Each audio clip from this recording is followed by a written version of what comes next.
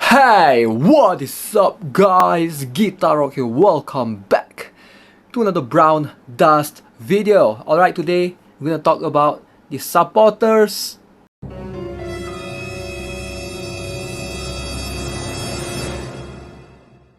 Maintenance still going on, extended due to AOS review delay. We apologize. Holy moly, this is gonna take forever, man. Alright, so you know what? I was thinking today, if you still can't play the game, I don't think I'll be making videos on it. But then, the more I think of it, do I really need to play the game to make a video of Brown Dust? I can just play another game while talking about Brown Dust. So that's what we're gonna do today. Actually smart, I know, smartest thing I've ever done in my life. Let's go. This video is sponsored by beautifulhello.com. It's a website that has thousands of beautifully designed clothing to choose from. Pepe Frog hoodie, anime girl hoodie, they have it all. And it also has free shipping worldwide. So you're gonna get your clothes no matter where you're from. Alright, make sure to insert the relevant codes to get some discounts off. Check it out, links will be in the description below. Alright, so let's talk about the 5-star supporters. Alright, so basically a bunch of you guys have been asking me to do the guide for 5-star supporters, so here it is. So basically what you need to know is the best supporters to get on this list. Alright, so do keep in mind that supporters, ideally, I think they are much more important compared to all the other roles available. The reason why I say this is because you want to pick a supporter that's versatile, that will help you everywhere, like not just a supporter that's good in an area, maybe like World Boss or PvP only. So do keep in mind that there are going to be like some supporters that are more versatile than others in case you are new to the game. Alright, so that's something that you always have to take note of. Alright, so what do I mean by that? Okay, so if you look at this list right here, right? So literally the three best supporters that you can get would be Mikayla, Walia, and Wanaka. Alright, so some of you might disagree, but hold on a second. As always, let me explain. Alright, if I don't explain, you know talk, let me explain first. Majority of the players are gonna say Mikayla is the best one. And yes, if you do not compare the investment and everything, just straight up a plus 15 Mikayla, obviously she's gonna be the best one. Like there's just no comparison. Mikayla is the best supporters on this list. So who's the second? Alright, so that's gonna depend on a couple of things to look at. So here's the problem though with Mikayla.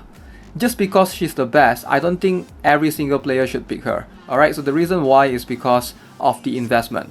She really needs the plus 15 to be good. Alright, so at plus 9 she's not bad, but she's just like, she's a meh, you know?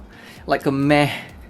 Like if you compare her at plus 10 with Wanaka, for example, I do think that maybe Wanaka might be better. Alright, I don't have the skill chart to back it up because can't log into the game just yet. But of course, if you look at the skills, you will know that most of the time, getting the healing from Wanaka, that's going to help you in more situations than I would say almost equal to the amount of reduced incoming damage that Mikayla will provide.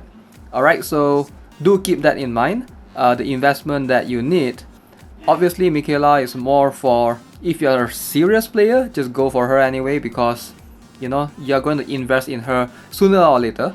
But right now, like that's the struggle right now. Right now, do I recommend Mikayla to all players? Definitely no, especially if you're new. New players especially, I don't think you should go for Mikayla. Now why is that? The reason is because when you go for Mikayla right now, you sort of have to invest in her companions. Alright, you need aerials to get her up to plus 15. Alright, Mikayla is really strong at plus 15. I would say she needs at least plus 12 to be better than everyone else on this list. Alright, if she's not plus 12, she's gonna be hard to recommend.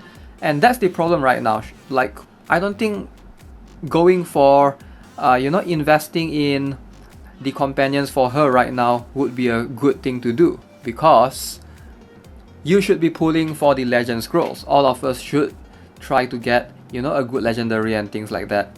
And one more reason is that if you are already set on getting Rafitia as your supporter, going Rafitia, going all in for her is going to make much more sense compared to picking a Mikayla. Like, if you're set on Rafitia, I don't see any reason for you to like try and invest in Mikayla right now. You should still invest in her maybe down the road, but picking her right now, she might not be able to help you much. Alright, again, this is something that I do think that not many players will agree with. It's gonna be a very strict case-to-case basis, an opinion kind of thing.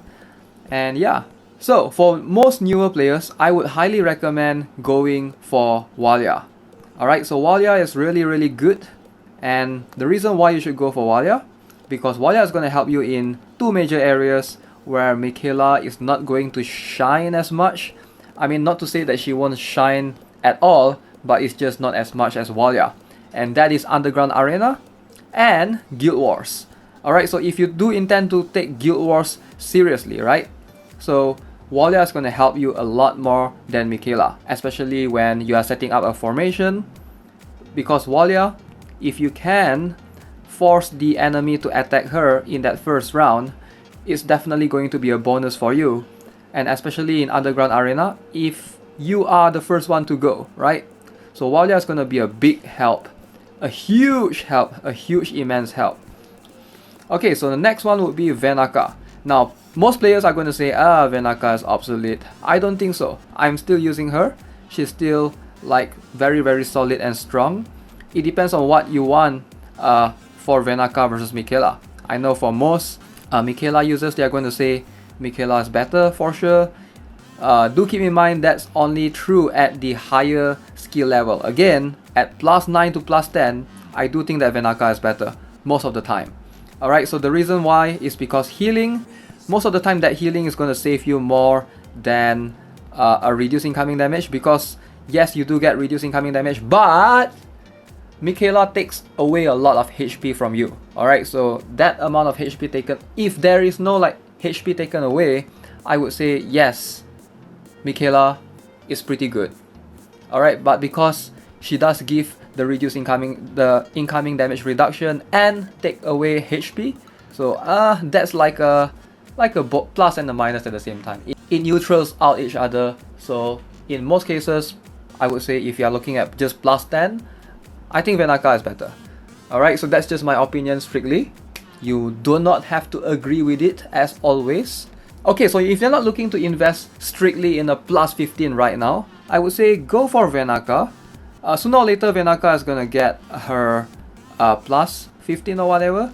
So yeah, like I don't see a problem with that. Now, there's no reason for you to rush for Mikayla right now. You know, she needs the companions to be good, so you might as well just take your own sweet time with it, you know, and then you can slowly build upon her later on. But if you're looking for someone that you can use immediately right now, I would say Wanaka is definitely much more usable at +10. Alright, so of course opinions are going to vary again. It's going to depend on the team composition that you have as well. If you are an Alec user, for example, definitely go for Mikayla. But I think for majority of the new players, Wanaka or Walia is going to make much more sense. Can I jump up already? Zoom. Oh, I can do this zoom. Aha. Now I'm here at Pride. Okay, so now let's talk about Floria.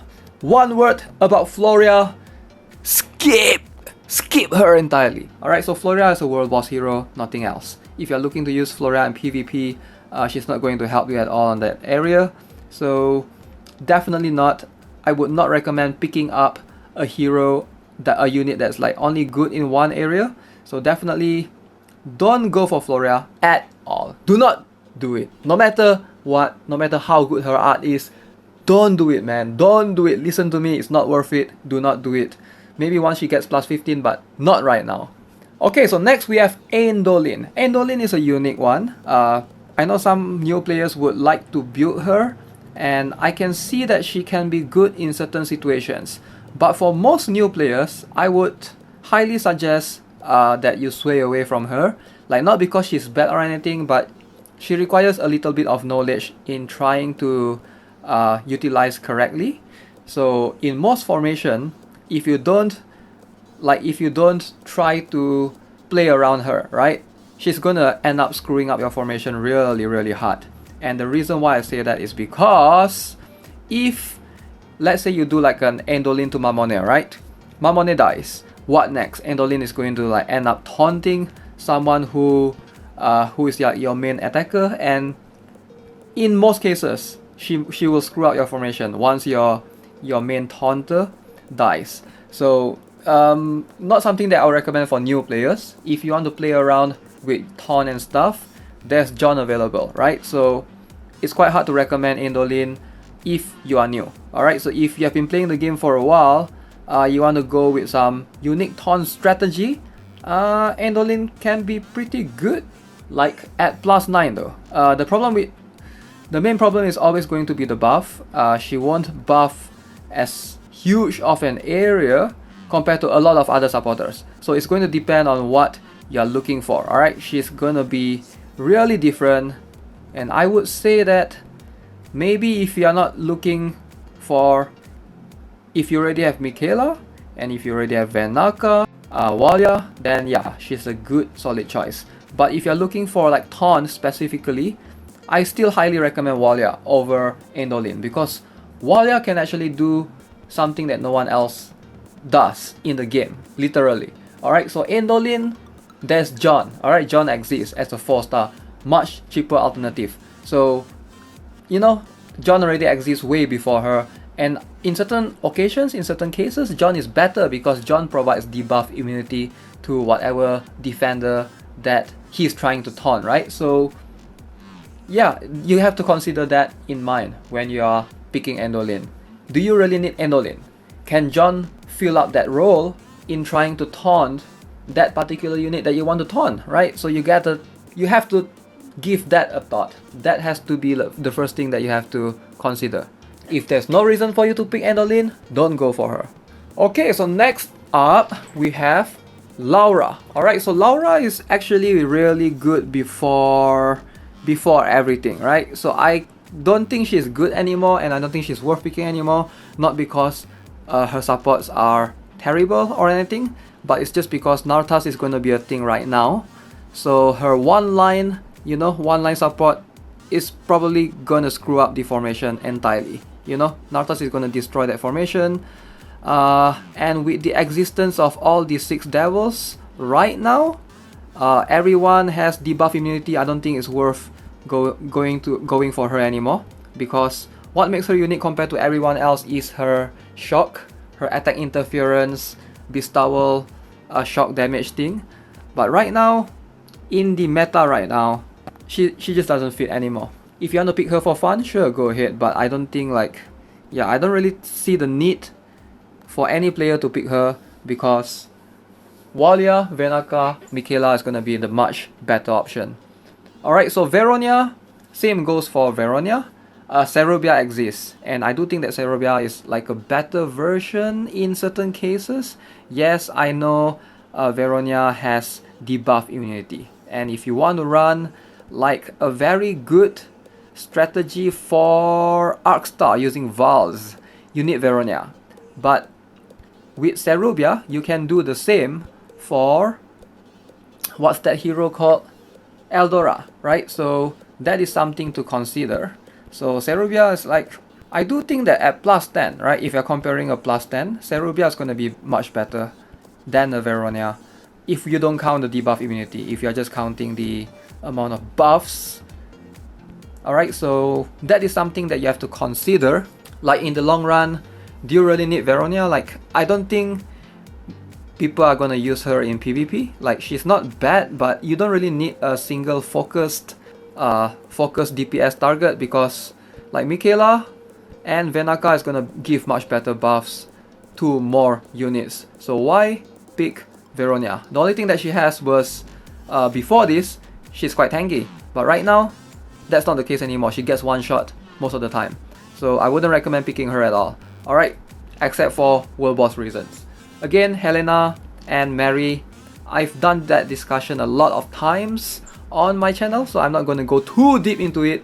But if you're thinking of picking Mary, don't go ahead and pick yourself a Helena, because at +10, alright, if you're counting +9, Mary is going to be better.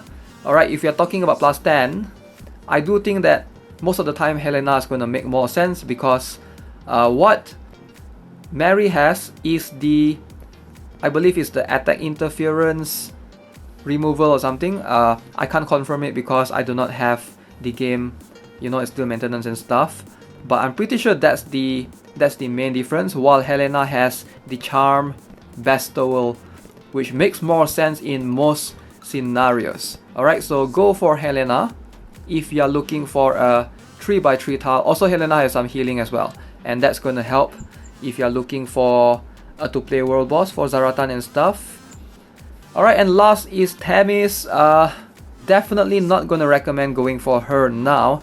She used to be really strong when people were running Memonair and stuff, and I can still see her being good in certain cases, but I don't know, I just don't see her being used often outside of world boss reasons and maybe some Guild Wars setup.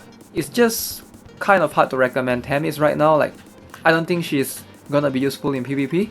So if you're looking for like a more versatile supporter, especially if you're new, Walia, Wanaka, Mikayla, still those three. Alright, so do keep in mind that if you are new to the game, I would highly look into Walia and Wanaka. Alright, one of those two. It's gonna depend on who you want more and which area you're trying to focus more. Walia is gonna be more useful in Underground Arena and Guild Wars, whereas Wanaka more for PvP and campaign. Alright, so Mikayla still strong, but I won't recommend her to everyone. She's more for veteran players. If you're new, investing in her right now, getting her to plus 15, that's going to cost a lot, especially with the 6th Devil. Legend Banner is just around the corner.